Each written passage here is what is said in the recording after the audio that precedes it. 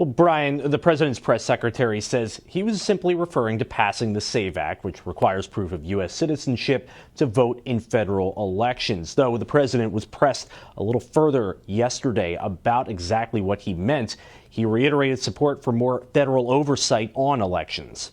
The federal government should get involved. These are agents of the federal government to count the votes. If they can't count the votes legally and honestly, then somebody else should take over.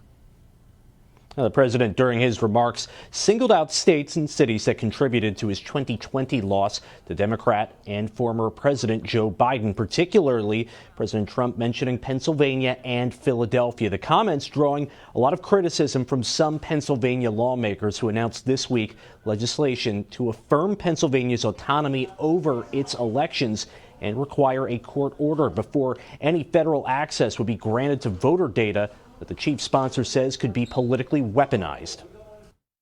We have, several audits on our election systems, including in the 2024 and 2020 election cycle that has already been audited several times by our own state authorities who have the jurisdiction to actually do that. What we're concerned about is these phishing expeditions where they're delving into voter data, into state voter data, to get God knows what.